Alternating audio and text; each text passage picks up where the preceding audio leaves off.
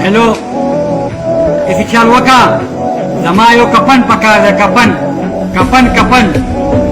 इस्लामाबाद की 25 तारीख पानी द इमरान खान जलसला अगे लड़मा पकार में दे द मरकत न लगी जका च इमरान खान सपोर्ट कीनो कपन मखाम खलदान से कर दी इस्लामाबाद का दू और ले रदान सवमा जका द मरकत न लगी आओ कपन मा त पकार दे ठीक सा 25 तारीख पानी खान से जलसला अगे लड़मा هاي ما ته خلک را لیږي وای یاره دا څه کوي نو اوس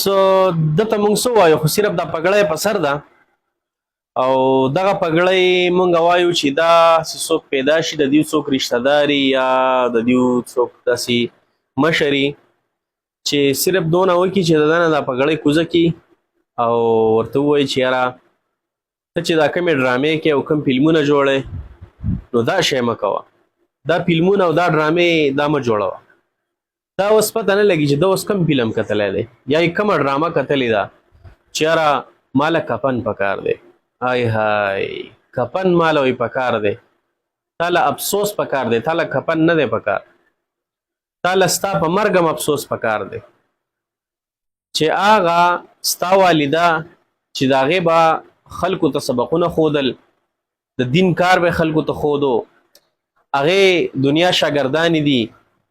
ستا د لاسه هغه ستا والده په عذابېږي ستا د لاسه ستا هغه والده په عذابېږي او ته هغه والدې دپاره وبال ګرځې مه کوه د علماو سب ته راشه واپس او د علماو لمنه ونیسه که نه شرمېږې به ورې بیا به شرمېدلی ګرځې اوس وایي ما له کفن پکار دی نو دا بله ویډیو وګورئ اوس بیا وایي چې کفن مې نه دی پکار हेलो अर्शदा कपन वापस का यार कपन वापस का यार अगर जलसा मुलतवी شو बस तो देखो किस्मत तो अल्लाह तरफो जलसा मुलतवी شو कपन वापस का دا تاسو که د دله افسوس پکار دی د ده په ژوند افسوس پکار دی د ده په مرګ هم افسوس پکار دی د ده مړه د ده په هر پیل باندې افسوس پکار دی چې دی سم دم د علماو جماعت پرېښودو د علماو لمنې پرېښوده او لاړو په کومو کندو سر شو دا خو مونږ وایو چې د علماو نه څوک لرې کېږي هغه به تباه کېږي هغه به غر کېږي د هغه ژوند تباه د هغه زندگی تباه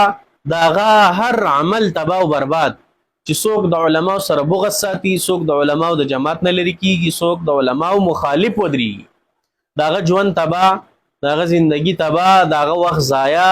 د هغه علم تباه د هغه هر څه برباد ځکه چې د علماو په مقابل کې سړی ودرېږي که نه نو های های هغه له افسوس پکار دی او مونږ بیا یو ځل دغه مشرانو ته وایو چې مهرباني وکئ په دې نظر ثاني وکئ او لږ د ده چې کوم دی د ده را پګړی مهرباني وکئ د ده نه لږه کوزه کوئ دا به ستاسو ډېره غټه مهرباني دا به ستاسو ډېره غټه مهرباني دا ډېر لوی داغ دی په اسلام باندې په سنت طریقو باندې دا ډېر غټ داغ دی نو لہذا مونږ مشرانو ته درخواست دی چې دا سړی چې کوم دی دا فورا دا پوهې کوي دا کینوئ او که نه پوهېږي نو بس مو خدا دعا ده چې الله هدایت ورته وکړي ځکه چې پګړی بدنامئ دین بدنامئ او مونږ دا دعا ده چې الله ته ورته هدایت وکړي که هدایت یې په نصیب کې نه وي نو خدای پاکه بس ته ورسره پوه شي مونږ به دا ووایو چې خدای ته ورسره پوه شي